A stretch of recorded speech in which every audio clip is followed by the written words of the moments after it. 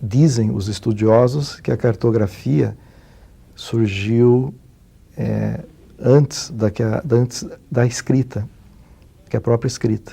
Com os mapas. Com os antigos, Inclusive, mapas foram encontrados, vestígios de mapas executados em argila, né, nessa época. Então, é muito antiga a cartografia. Para que vai servir o mapa? Qual é o objetivo do levantamento do dado? Né? Se é para meio ambiente, se é para cadastro urbano, se é para planejamento, isso tudo vai fazer com que o engenheiro tenha que planejar a coleta dos dados da maneira mais eficaz e econômica possível.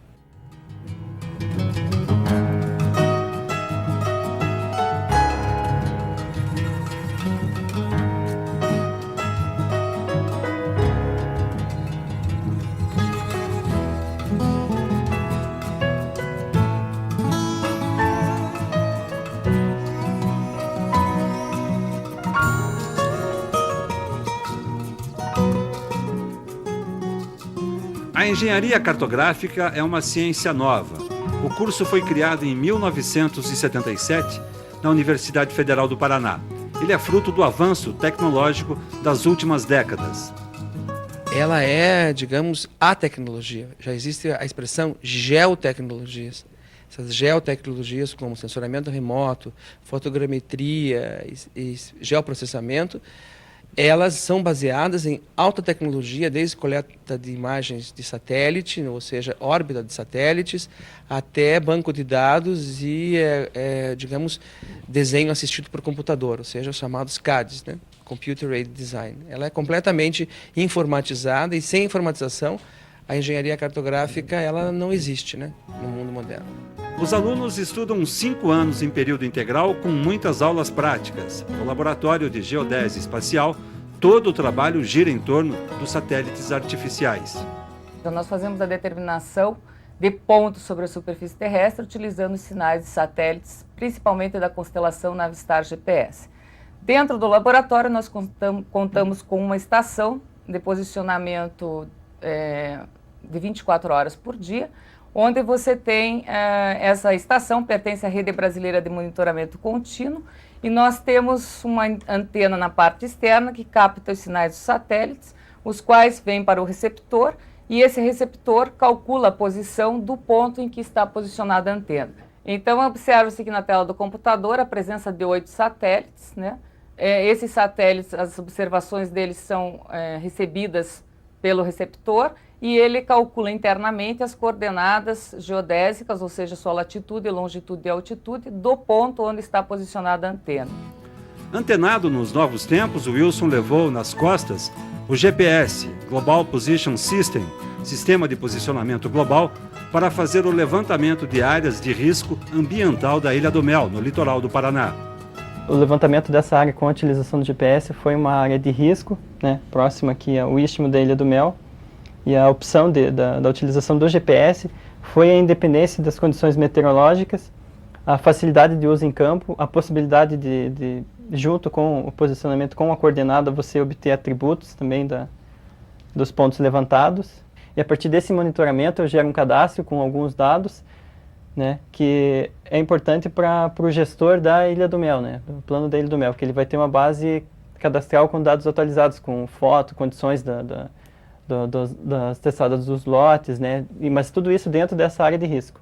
Por que é importante um ponto desses? É que um ponto desses ele fornece uma precisão geodésica e é um marco geodésico para você implantar em qualquer região da superfície terrestre e a partir deste marco efetuar outros levantamentos, como por exemplo o cadastro de uma região, você efetuar também o posicionamento de veículos, que é uma das coisas que tem sido feita no Brasil, né? Além disso, nós podemos também fazer o levantamento de linhas de costa, no caso de linhas sujeitas à erosão e progradação, e outros tipos de levantamentos. Então, o marco geodésico é o marco a partir do qual você tem uma coordenada conhecida geodesicamente num ponto da superfície terrestre. O início da cartografia foi mais modesto. Este é o teodolito do início do século passado. Até os anos 70, aparelhos deste tipo eram os mais usados pelos cartógrafos. Hoje, o equipamento utilizado para medir terrenos sofisticou-se. Assim é a engenharia cartográfica. Do final do século XX para cá, com o grande avanço tecnológico, esta ciência deu um salto de qualidade. Antigamente, nós íamos com teodolito para o campo, medíamos ângulos e distância e transformávamos isso em coordenadas, né? Georreferenciando o terreno, o espaço. A partir do final da década de 70, entrou no sistema o famoso GPS, Global Position System, que na verdade é uma técnica de geodésia para posicionamento por satélites artificiais.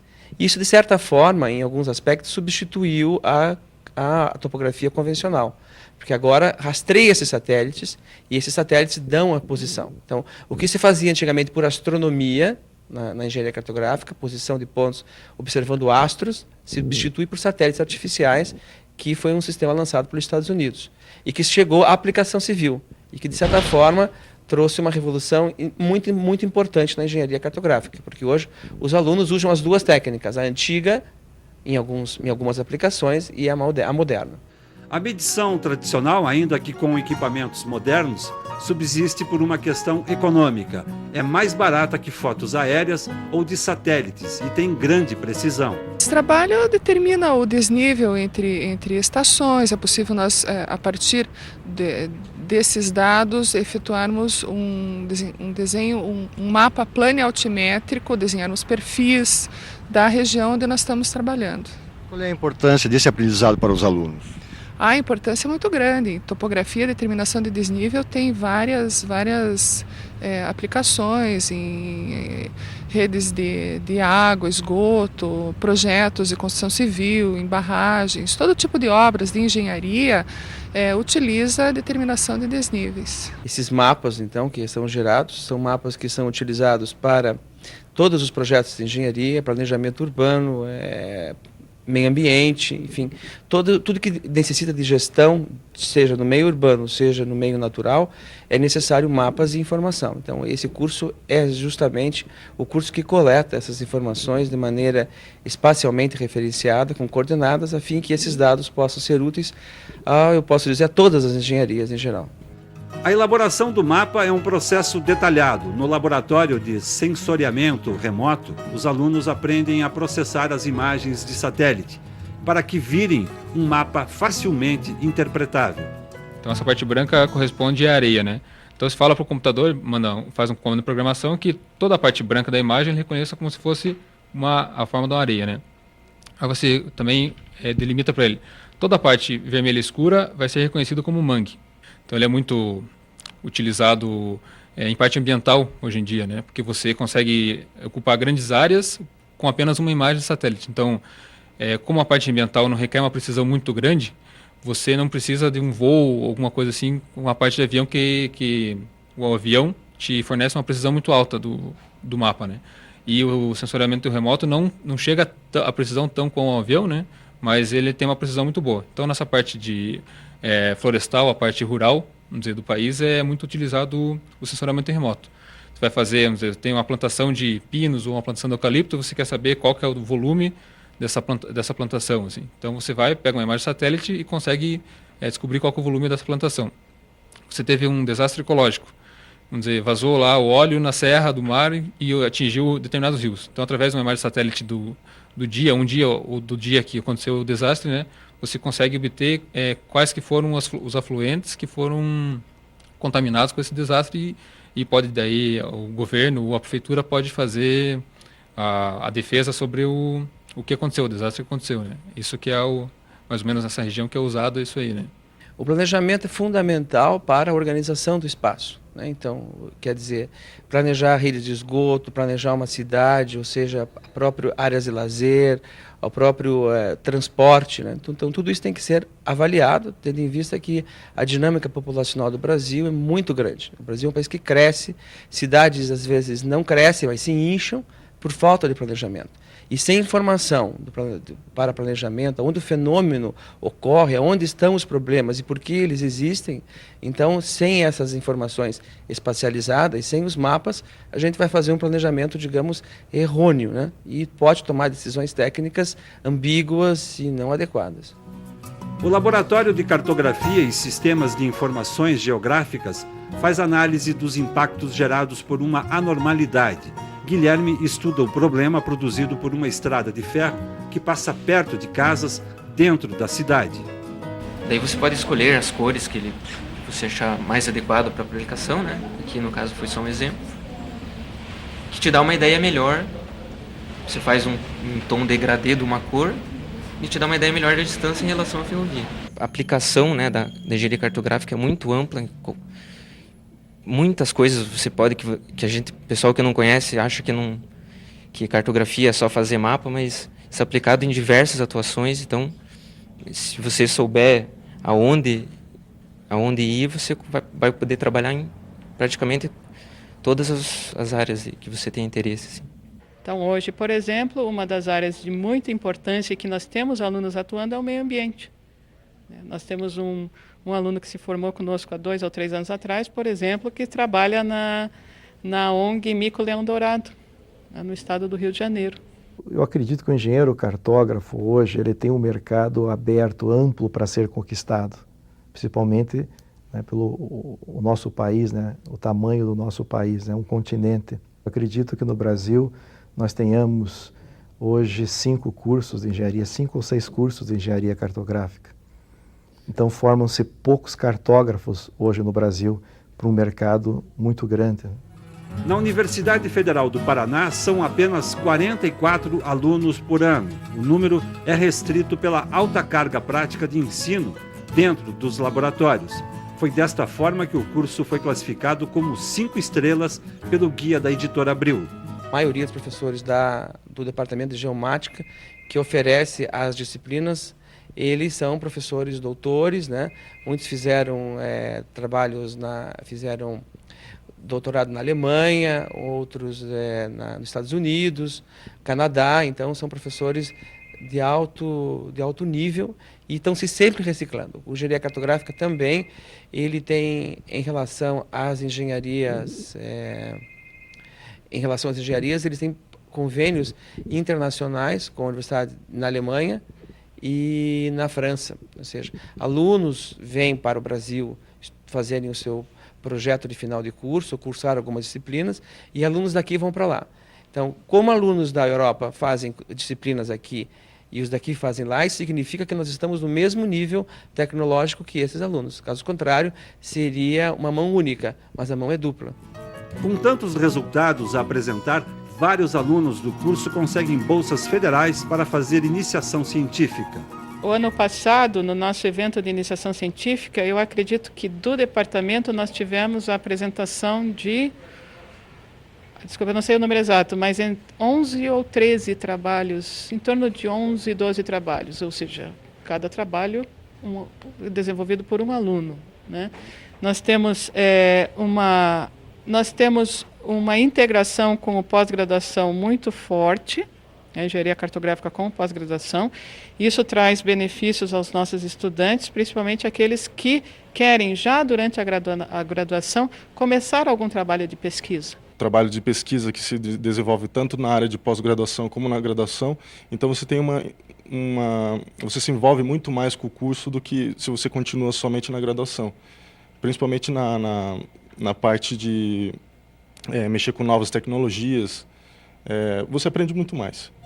No final do curso, os alunos ainda fazem um estágio supervisionado de 180 horas em empresas. O ganho é muito grande, eles têm contato real com o dia a dia de um engenheiro cartógrafo. E ele pode sair empregado desse estágio? Muitas vezes.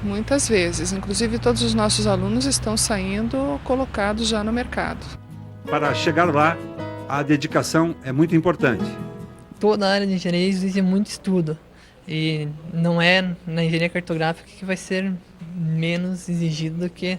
Até pode-se dizer que se exige um pouco mais do que nas outras engenharias, principalmente que levam um enfoque matemático e estatístico das informações tratadas, né? O perfil do vestibulando, né, que opta pelo curso de engenharia cartográfica, ele deve gostar de matemática, de física e de geografia. A matemática, porque os mapas são geométricos, necessita de geometria para ser medidas, né? Os mapas, na verdade, você pode fazer medidas sobre eles. E através dessas medidas, dessas informações que o mapa te apresenta, ele automaticamente vai dar dados para decisões técnicas na área do meio ambiente, ou planejamento urbano, ou seja, qual for a aplicação.